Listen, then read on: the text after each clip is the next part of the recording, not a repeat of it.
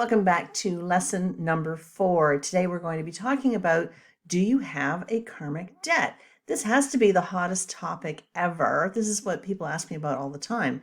It seems everybody wants to know, were they badasses in a previous lifetime? Let's find out.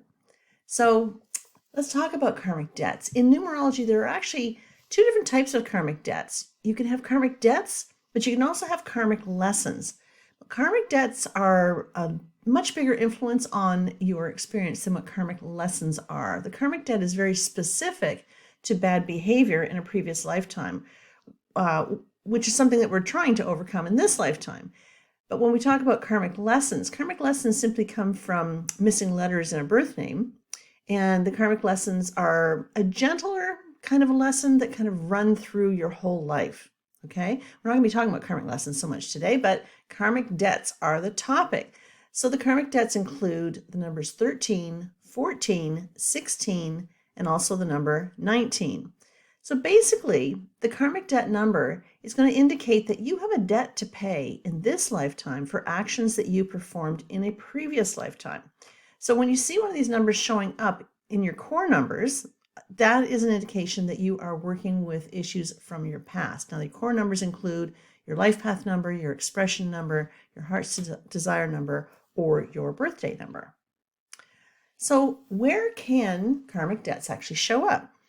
They can show up many places in a numerology chart. The life path number is the big one, right? If you have a 13, 14, 16, or 19 life path number, that's going to hold a bit of a punch, right? You're going to really feel that for sure.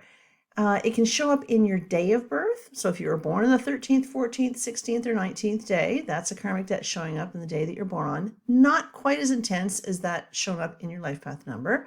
You can also see it in your expression number, which is based on your full birth name. You can see it in your heart's desire number, which is based upon the vowels in your birth name. And you can also see it in personal years and essences. Okay, so the essences, something that many numerologists never even address or talk about, but I am totally passionate about looking at the essences because they're really a big fat hairy deal. When we look at an essence, it's coming from your birth name and it's influencing your experience through your personal year. So for example, if you're in a personal year of 9 and I'm in a personal year of 9, I'm going to say, hey, we're going to have a very similar experience this year. It's going to be about endings and releasing and letting go and all that kind of stuff. But you're going to go through it very differently than I am, because your name on your birth certificate is different than mine, and that creates what we call the essence. Okay, so it kind of polarizes the personal year and makes it far more personal for you. So we can definitely see karmic debts showing up there. We can see them in various cycles, including your pinnacles and your life path periods, your maturity number, your challenge number. They can show up in all kinds of places on your numerology chart. So here's an example of a karmic debt in a life path number. So this date of birth we're looking at is March 23rd of 1985. So if we break it down this way, break it down numerically. So March is a single digit, so we leave it alone as a single digit.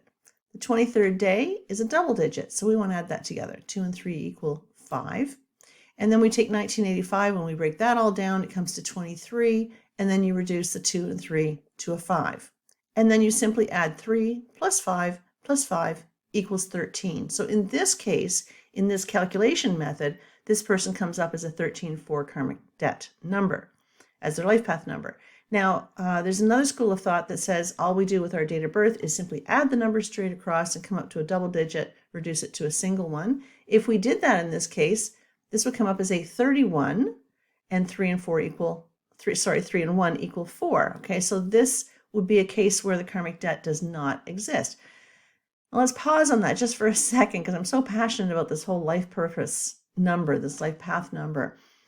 There are many, many different ways to do the calculations on this. I personally use the first one that I showed you up here.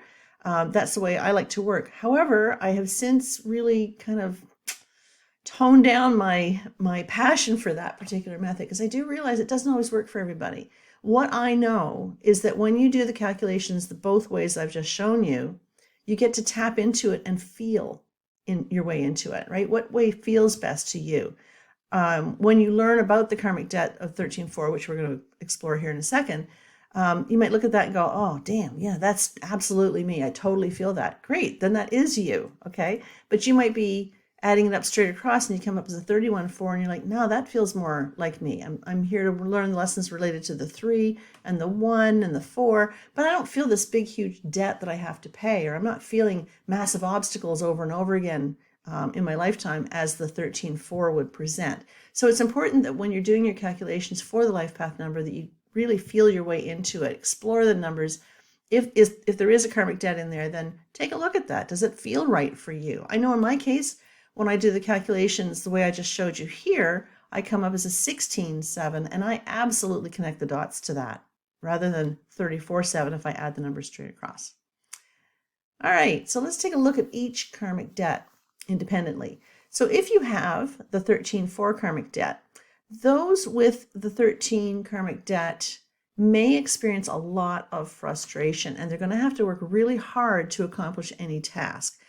You want to think of this as consequences to a previous lifetime that was dominated by laziness, taking advantage of other people, and similar bad choices. So you might have been somebody that didn't dot your I's, didn't cross your T's, didn't finish what you started. You let everybody else do the work and you took all the credit. So you're kind of on the lazy side, right? So what happens is when we experience the 13-4, it's like, oh my goodness, we experience obstacle after obstacle after obstacle. It's like, when will this end? You get to a point where you sort of expect that the obstacles are going to happen. So the key to succeeding with the karmic debt of the 13 is to focus on what you want. Focus on what you have done. Focus on what you have accomplished. Don't allow yourself to focus on the half-empty cup or the victim mentality, because anything we give our attention and energy, attention, and focus to, it's going to get bigger, right? So we want to make sure that we're focusing on what we in fact want to attract. So the temptation with the 13 is to take a lot of shortcuts, take the lazy way route, but too often success doesn't come as a result of that, and you might regret your decisions and have a desire to basically give up, all right? We don't want that to happen. So remember, the key to this is learning how to focus in a positive way. When we look at the 14-5 karmic debt, this comes from a previous lifetime during which human freedom was abused, okay? It's possible that you may have been a prisoner or a slave in a previous lifetime, but now you're forced to adapt to ever-changing circumstances, learning how to be a bit more flexible, adaptable, resilient in the face of change. You have the potential of becoming a slave to your own freedom through the abuse of drugs, alcohol, gambling, food, overindulgence in food and sex, any of those sorts of things, right? Because the 5 is a very addictive number. But the key to the 14 karmic debt is commitment, right? So life is going to resemble somewhat of a roller coaster ride, but it always travels in the right direction if you stay focused on your goals. So when we look at the number 14-5 as any karmic debt, there's a code here, 1-4-5. So the 1 says, I've got to develop confidence in myself to be able to create the 4, which is a step-by-step plan, so that I can ultimately have the 5, which is the freedom that I'm looking for. Remember, in a previous lifetime, you blew it. You lost everything, right? You took a chance, you took a risk, and you lost everything. So in this lifetime, sometimes you can be a little bit risk adverse, a little bit nervous about taking a risk, because that little voice is kicking inside going, really? You're thinking about doing that again? Wow, remember how that felt last time? So you're meant to have your freedom in this lifetime, but rather than being spontaneous, rather than knee-jerk reaction to everything and just do it, being a little bit careless with your decisions, they're just asking you got to step back, right? And that 4 kicks in saying, okay, whoa, let's step back for a second. Before you jump, let's come up with a plan, okay? That's your 14-5. All right, 16-7. So when the 16 is one of the core numbers, this process of destruction and rebirth is a continuous cycle that actually serves you into bringing you into higher consciousness. So we do call this the crash, the burn, and the learn, okay? Because many of us with the 16 in our core numbers have gone through our share of experiences that have led us to crash, burn, and learn. But it is, the 16 karmic debt can be a path of progress and a lot of spiritual growth, for sure. I can definitely say that for me. But this can be a very painful process because it usually comes after much ego inflation. Remember, the 7 is the loner. The 7 has to learn how to trust and surrender in something bigger than themselves. That 1 that sits in there says, I don't need anybody's help. I'm independent. I can do this on my own. So when we look at the 16-7, it's asking us basically to learn how to trust in something bigger than ourselves. I don't care what it is. It could be God, it could be Jesus, it could be Gaia, Buddha. I don't care. It doesn't matter, right? But you're intended to step out of yourself, stop being so introspective and reflective, and ask for the help that you need. Okay. It could be, related to a self-destructive career choice. Been there, done it, seen it, right? Where I felt that I just wasn't good enough, in a particular job, and I'd blow the job up, right? So I would self-destruct a perfectly good job just out of my fears of not being good enough. It can be an act of stupidity that ruins an otherwise wonderful relationship. It's not uncommon for those with a 16-7 to go through a divorce, right? It's very, very common. The 16-7 is always about the rise and the fall of the ego, right? The rise and the fall of the ego, learning how to trust in something outside of yourself. So those are the karmic debts of 16-7 have had, let's just say, affairs of the heart in previous lifetimes. That's kind of a nice way for saying the 16-7s might have messed around a little bit, may have cheated on their partners, may have cheated on their business partners. Either way, those with 16-7s did things in a previous lifetime that caused people not to trust them. They were betrayed, so they didn't trust us. So in this lifetime, we spend the rest of our lives trying to prove our innocence, right? Trying to talk a little bit more and explain what we're thinking. Because remember, the 7 is a thinking number, right? So we're always in our head. It's a head case number, as I call it. So we think and we think and we think, and then we're done thinking, we're going to think some more. And then we act upon whatever it is we're thinking about, and we leave everybody else aghast going, what the heck? I didn't know you were thinking about that. I had no idea. Now, wow, I thought I knew you, and now I'm not sure I know you. And if I don't know you, maybe I don't trust you, right? So our job with the 16 is to make sure that we're communicating better rather than kind of keeping it all hidden in our heads. All right, enough about that. Let's go on to the number 19-1.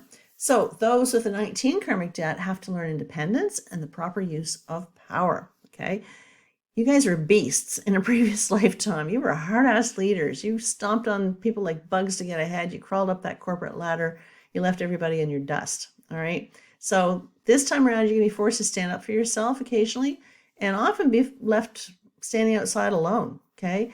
Difficulties are going to be faced and overcome through a lot of personal struggle. You get 2 1s there, right? That's all about you on either side. But the 9 that sits in the center talks about the need to be a little bit more of a humanitarian, a little bit more of a healer, a little bit more of a kind leader. But the 19-1 has a huge investment in their image. They don't want to look stupid, right? So they very stubbornly resist the help that they need.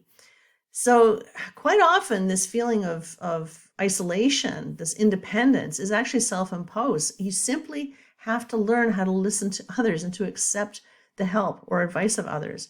Oftentimes the 19-1s feel like they're spiraling out of control down the drain, but they're not about to raise their hands to say, hey, could use a little help here, right? Because they're too embarrassed. So it's getting over that. It's allowing yourself to be a little bit more vulnerable. When you can become a little bit more open to the reality of interdependence and the mutual need for love and compassion, life gets a heck of a lot easier for you. All right, that's it. So where can you learn more? Well, you can check out my resources page on my website, AnnPerryNumerologist.com. You can check out my Facebook page. I have a Facebook group just for Master Number 11s, and I also have my Clarity Seekers community. I would love for you to check it out. Thanks so much, guys. Looking forward to seeing you in lesson number 5. Bye for now.